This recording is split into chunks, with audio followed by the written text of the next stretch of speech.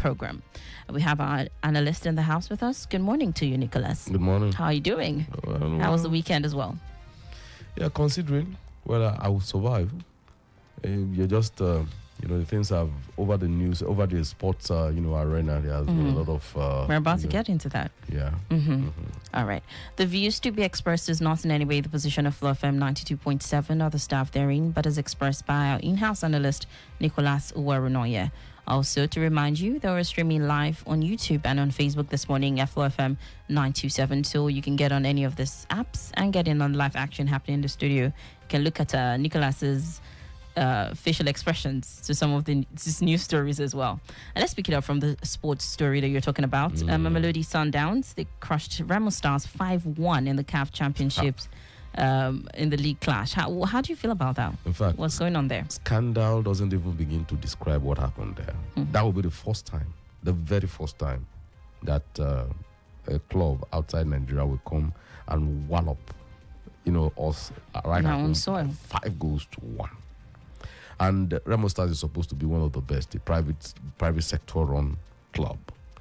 And you see, there are a lot of spin-offs from that incident.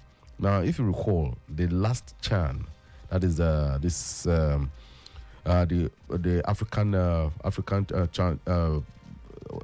Nations Cup, for the local and indigenous players that was held in Morocco, had the bulk of Remo Stars, and we performed disastrously. We only won one match, booted out in the preliminaries. They were essentially boys from Remo Stars. And now Mamelodi Sundowns from South Africa came here to give them 5-1. So you see, the question is, what is wrong with our football? A lot is wrong with our football. Recall that we just finished the World Cup qualifiers, and it was South Africa that won. The same South Africa. So that tells you, now we are talking of since 1994, the first time we started playing South Africa, 1994, where we give them 4-0. Look at the quantum leap they have made over the years. So we now ask ourselves, are we improving? Now, at the international scene, Argentina was defeated 2-0 at the men's under 20 FIFA World Cup. See what happened. Who defeated them? Morocco. And you see Morocco developing. All these are African countries. That is they are doing what they are supposed to do, and their football is growing. So you see, when we sit here and talk about the need to grow football as a business, Mamelodi Sundowns is a privately owned. In fact, the last time I went to Ghana, I discovered that most of all the clubs in their Premier League are owned privately. You understand? But here we have a privately owned, club, and look at the way it performed. But it tells you that there's a lot of things wrong with governance in football in Nigeria. And the earlier we wake up to this, the better. It's affecting the Super Eagles. You understand? And that is why we have a very big problem. Do you think talents are not managed properly, and that's why we have these results, or is just the management itself? I think it's governance generally. Okay. Football governance is horrible. That is the simple truth. You see, in fact, there were a lot of allegations that those players were taken to CHAN to market them. That was all. So the Super Eagles, the national teams, is now there to market players and not for, patriotic reasons. It's not to grow talent. It's not to bring business and money, dollars into Nigerian economy. That is what it's supposed to be. It's supposed to be lucrative. Your national team is like a brand. You understand? That is supposed to attract funding from corporate sectors, international corporate sectors. One of the biggest earners of the Brazilian economy, it's the national team. What Nike will give to Brazil to brand its jersey is quite different from what it will give to Super Eagles. We are talking of things that can amount to our own national budget. Nike is willing to shell that kind of thing out if they have to brand Brazil.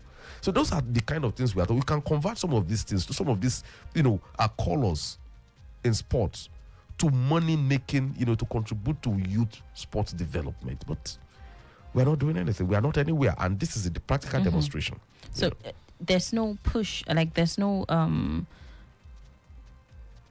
because we've established that the management that's the problem. Yeah. They're not willing, they're not seeing how funding could come in through sports in this way for them to want to do better. As a matter of fact, I don't think that it's not as if they don't see. They see, they know. But you see, So what's the pullback? And what I think is a pullback is that how did they get in? For what reason? Did they go in there to build a career as a football administrator? The answer is no. That is essentially where you have. That's why you can have you have a situation where you have a lot of internationals who have gone high tech, who have learned so much. Okay, say for instance, what's difficult in bringing Emenalo, who managed Chelsea's football department? You know, what is wrong with making that kind of a person an NFF? You know, an NFF national president, our president. What is wrong with that? What is bringing and what is wrong with? Why is it so difficult for Olise to perform in Nigeria? Sunday Olise, one of the most charismatic captain we've had. Super Eagles had the best under him. Yes, he has his personal issues, but everybody has his own personal issues. I personally, while I was reporting Super Eagles at that time, I didn't particularly like him, but you cannot take away from his leadership, qualities. You understand? So why is it difficult for twice he's been here and he hasn't performed? What could be the reason? You understand? So these are some of the issues that we have. For us settling for Shell, and I think we are very, very lucky having somebody like Shell to coach Super Eagles. Not because he's spectacular, not because he's good. That because what we went for was somebody who can push around, but still getting a quality coach that can push around and still deliver something for Super Eagles. We are lucky. We are very lucky. Well, the Nigerian side they're facing an uphill task in the return leg scheduled for October 26 in Pretoria. I don't want to think of what will happen. Maybe it's going to be a complete massacre. I don't know. On home ground, 5-1. God. Let's hope for the best, is it not? Let's hope so. Yeah. All right, let's move to another news story. 0807-777-9927. Again, 0807-777-9927. That's the number to call to be a part of the conversation. Well, let's move to a story from home. A cleric, Folorunsho Lauti, has been arrested for allegedly assaulting a 10-year-old boy living with him in the Akaribiata area of Ilorin East, Kwara State. The incident was occurred on Thursday, October 16, where the cleric accused the child of telling his mother that someone had spoken ill of her and allegedly beat him severely, leaving visible injuries. And that has... we have the Secretary of the Child Rights Implementation confirming that the boy has been rescued and placed under government care. First and foremost, a clarification must be made. That thing has absolutely nothing to do with religion. Absolutely. It's a case of alleged misconduct and abuse of a child. And both religion, in fact, all the three religions, the traditional, the Christian and the Islamic religion frowns extreme. In fact, as a matter of fact, I think Islam is very severe in terms of punishment for that kind of a thing. It doesn't tolerate that kind of a thing. I'm not a Muslim, but I grew up among Muslim friends. I know a lot of Islamic cleric. If you recall, look at what happened in the case of, there was this case somewhere, I don't know, along, I think it's there Jashepo, where there was a viral video of people flogging some students and things like that. Look at the way the Islamic community pounced on that community, pounced on. How about that teacher? It's in Osun State or Ekiti, where the female teacher beat a student till the child landed in a hospital. Well, of course, there's a story about that earlier. Yeah. But I'm talking about because there is always a tendency to cloud judgment when it's a case of a cleric, a religious cleric doing that kind of thing. There is always that tendency to cloud, judgment and how we look at it. So I'm saying that, that precedent that happened along that Jashepo, that school along Jashepo, it was shut down. Then the Arabic board had to come on board and really streamline things. So that shows that, it has absolutely nothing to do with religion. So now I think that kind of response are the kind of response we should, always expect from government. I think the state government should back, it should sincerely, follow that matter through. Where guilt is established, an example must be made.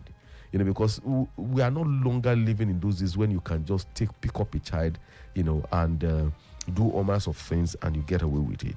In any case, studies upon studies have shown that beating a child does not necessarily translate to him getting better. No, it doesn't work. It doesn't work that way. Okay. 0807-777-9927. What's the place of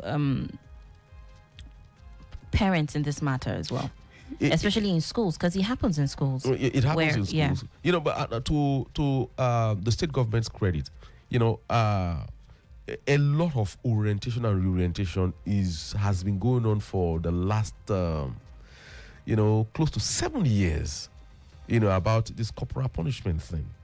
You know, in fact, if you go to most secondary schools now, it is now anathemic to even touch, you know, to beat a child in government schools mainly. And I think private schools are the major culprits now, you know. So, yeah, like you rightly said, the other angle is parenting.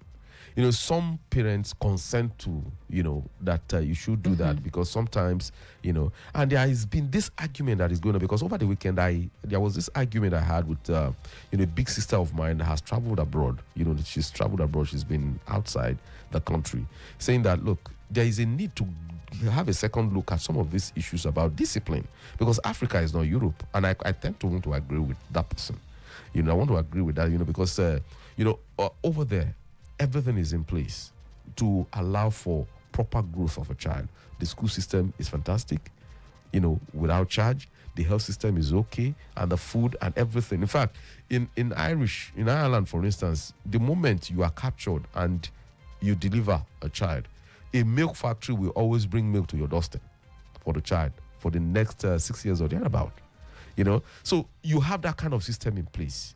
You understand? So to reduce the kind of frustration that the parents face, so you have no reason to use a stick on a child, you know, physically speaking. You can't do that. You know, so it makes it so easy for you to be there for the child all the time, to pass instruction lovingly, you know. But again, you know, because of the economic pressure, you know, parents majorly, you understand, parents now spend very little time. You discover that both father and mother now go to work. You understand? As it is right now, if you want to have a properly, you know, balanced child, the only kind of job that is fitting for a woman right now is being a teacher. You know, being a teacher from primary, secondary, that is, because at that time, then being a teacher, and you bring your child in that same school where you are teaching. So you can monitor. So that you can monitor the child. You can go back home with him. So the first 6 years of his life in the school system, you are there for him to give him all the necessary support while the father is away looking for a job. You know, so that is the kind of pressure that families face these days. So, you know, we have to look at this from every angle. So that is why most times when there is a misdemeanor, parents tend to overreact. Parents tend to overlook the fact that teachers beat their kids in school, you know. Saying as this 10-year-old boy is in government care now, there's this thing, child protective services in Europe, where, you know, child abuse, and then they take the child away from you. Exactly. It's a really scary thing. Is that something that's going to start happening in Nigeria? It has to start happening, as a matter of fact. In fact, you know, I don't want to be too, you know, upfront, because there is a matter locally, somewhere where I'm living, where something like that, you know, is happening. And, you know, myself and a few people are considering asking government's help. You know, and it's a case of a child that is that has what I suspect to be cerebral palsy. You understand? Yeah. So, you know, the need, then, of course, when you look at the disposition of the parents, yeah, they are not attuned to allowing, you know, their kids to go to school, you know, have proper education. You understand? You know, those kind of things. You know, I think that apart from, you know, government shouldn't be reactive like the case of this 10-year-old boy, because it went viral. They should encourage whistleblowing in matters like this. When you hear that a child is being maltreated, there is nothing wrong with paying a personal call to that. Well, just take a look at those kids. How are they doing? You know. So when from there you have it cased already. So if there is any call to that effect, that something is wrong in our home, you can move in and ask for proper monitoring of the parents, you know, to ensure that the kids are well taken care of. This is not about the parents; it's about that kid that is helpless. You understand? So, you know, to a very large extent, we might see that practice coming to creep into Nigeria, and I think it should creep into Nigeria, because the truth is, a lot of parents are just incorrigible. They are just, you know, are irresponsible. Parenting isn't easy. It isn't easy. All right. Let's move to another news story real quick. 0807 777 9927 is the number to call. Let's talk about the presidential pardon. The Center for the Promotion of Private Enterprise has warned that President Bola Tinubu's recent presidential pardon could erode investor confidence in Nigeria. Now, Dr. Muda Yusuf said granting clemency to individuals convicted of economic and financial crimes raises doubts about policy consistency, contract sanctity, and investment security.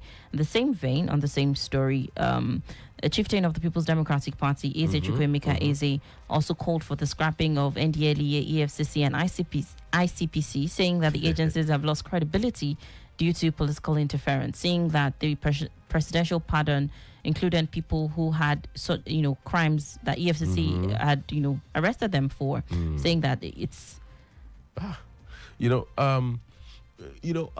think it was Cable Index.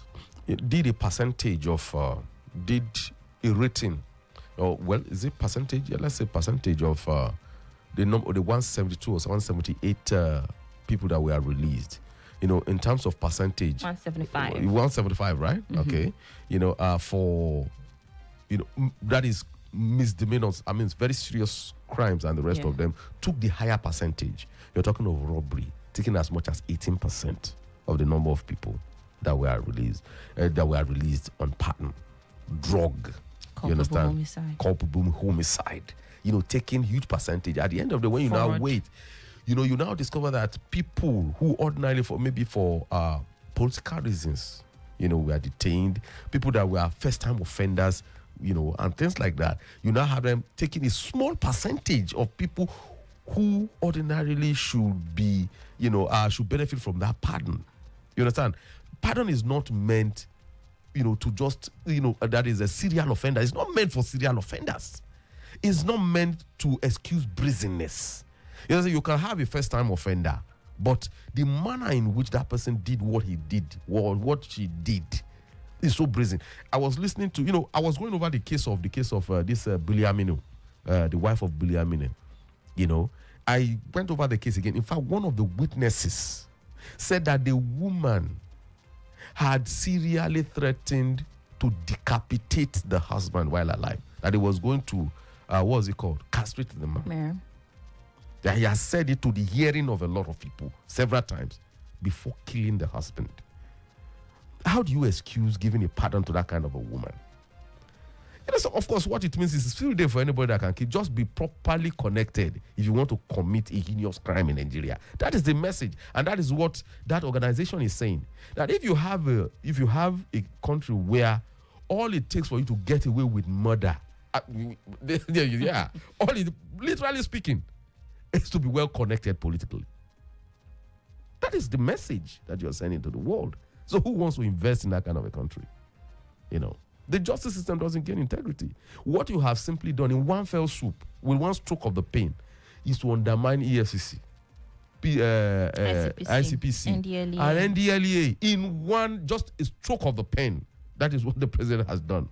And that is why they are saying, go ahead, scrap them. Because what use do you have them if they have done painstakingly cased, followed, investigated, arrested, arraigned? Look at the amount of money and time that officer. In fact, in putting some of these people behind bars, we might have lost officers. We might have lost them. Officers that were trained by federal government money, and with just a stroke of the pen, you release them. No. That is a very sad commentary. Our justice system. What if it's not by connections? What if while they were in prison they showed remorse and based off of their conduct? I don't have the figure. I don't have the figure of the number of prisoners we have, but I know it's humongous. And I know there are lots of people who are there simply because they either have no money to pay, and because of the overcongestion of, the court system, they are just there wallowing. You understand? How about releasing all those people? So if they are even 1,000, release them. Because when you look at what they have, I'm sure there are so many people who their detention, they have been detained, they haven't faced trial, has even exceeded the number of years they would have if they have found guilty that are there. So why not even release them? You understand? If we start from there, then of course That is a proper use of prerogative of mercy. You understand? So, you see, what we are talking about is just the amorality, not immoral, amorality of using that privilege, to allow the worst offenders to back into the society. That is the point we are making. Talking about them integrating back into society, would there be some sort of rehabilitation or just to ease them back into the society, especially people? Well, again, let's forget that the Attorney General did say that they are still reviewing, and which for me is medicine after death. You understand? They are still reviewing the process and things like. I don't know what he means by that, but maybe there are provisions for for such things. But again, the damage is already done now. You understand? Because this is about perception, really. All right, we have a comment on WhatsApp. Let's take it. This is from Uwerunonye Tunde from Tanker. I've listened to several negative comments regarding the recent presidential pardon, but many seem to forget that there are established procedures guiding such actions. The Nigerian Judicial Council plays a key role in the process by making recommendations to the presidency before any pronouncement is made. A presidential pardon is therefore not a unilateral decision, but a constitutional process involving due consideration and proper channels. Which judicial panel is he talking about? Is it the same judicial panel that we've been excoriating because it's no longer independent? I don't know which judicial panel he's talking about. And how does it even seem to him that a man who obtained bribe as a lawmaker, that is the grossest abuse of trust, was set free? When there are other bribe takers, small bribe takers that are languishing in jail, how does it seem to him? You see, this thing is, sometimes we try to, obfuscate issues, by bringing this is a process and things like that and blah, blah, blah and things like that. Everything is guided by human conscience. That is what we are talking about. People are outraged. Organizations are outraged. So if they are outraged, they have a better lock on the situation that you are talking about, better than you. You know, I say, I'm gauging my reaction on what people are saying. People who are politically exposed, people who know better. What has been their reaction? That is what we're not talking about what an individual feels. It's an outrage. All right. 0807-777-9927. Again, 0807-777-9927 is the number to call. Let's go to another news story before we round off on the analysis this morning. The Nigeria Police Force has warned groups planning to protest for the release of Mazi Nnamdi Kanu to stay away from Aso Rock and its environs. CSP Benjamin Hundeyin said the warning follows a federal high court order restraining any form of protest around Aso Rock, the National Assembly, Force Headquarters, Eagle Square and adjoining areas. I also directed strict enforcement of the order and deployment of security operatives across key locations in the FCT. He warned that anyone using protests to incite violence, damage property, or disrupt public order would be arrested and prosecuted, urging citizens to channel grievances through lawful means. Protest is a lawful means, and the police must understand that. And there has been series of court ruling saying that every Nigerian has a right to protest. That is number one. Then I'm conflicted on that judgment because I read a different one saying that the High Court judge refused to, allow for an ex parte restraining, saying that Showore must be served first. I read that one. I think I read it over the weekend. So I don't know what court judgment they are talking about right now. But of course, if I know Nigeria very well, especially government, they can obtain two different courts of concurrent power. State, a federal, and use it. You understand? So I don't know which is which. I'm a bit conflicted on that. So I'm not going to comment. I'm not going to say whether but the point must be made again. You see, in the United States of America, the White House specifically, do you know that there are permanent protesters? They have a ground right in the White House. Yeah, that is every day. In fact, they practically live there. You understand? The protesters on anti-abortion, pro-life, anti-this thing, whatever. They have their tents there. They have their tents there. You understand? So that is the democracy that we are hoping to copy. Now, you see, let me tell you something. In my recent trip to Ghana, We passed through the equivalent of Aso Rock. You understand? You see, why we were going, myself and some journalists, when the driver told us that is where the president lives, it's by the side of the main road. Yes, so. Then I said, what? I said, look, Aso Rock in Nigeria is like a fortress. That is before... Okay. Have you ever been there? To Ghana? No, I mean, the Aso Rock. No, I haven't. It's like a fortress. Before you even get to where, Yeah, but our realities are different. No. Nigerians and Ghanaians. No, we are not. We are not, as a matter of fact. We are not different. You see, in fact, if there is any country we have similar political trajectory, it's with Ghana. Well, not necessarily political trajectory. I'm talking about Nigerians as humans and Ghanaians as well. Our realities are a bit different. How?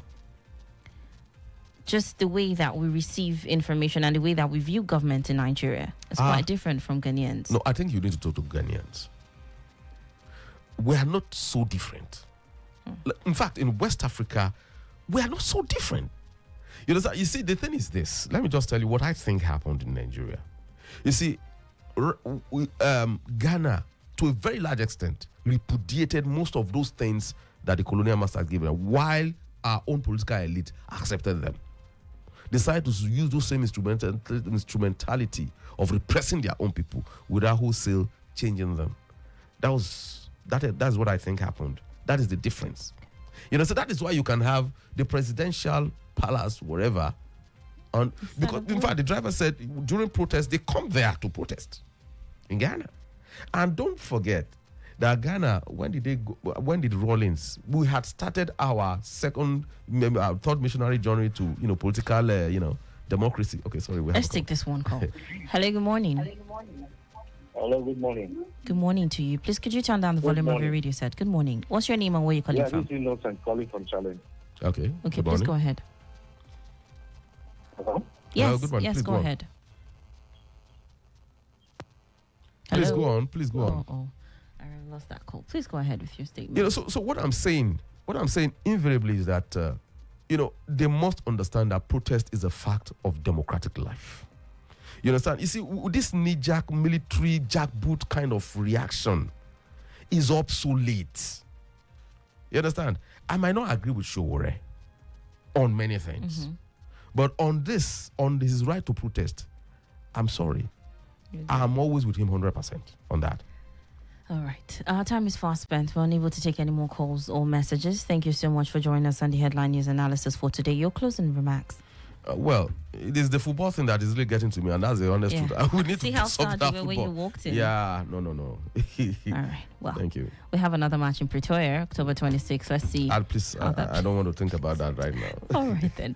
The views expressed is not in any way the position of FlowFM 92.7 or the staff therein, but is expressed by our in-house analyst, Nicholas Uwerunonye. Thank you for joining us on the Headline News Analysis. I'm Danielle Shitta-Bey. Have a wonderful morning.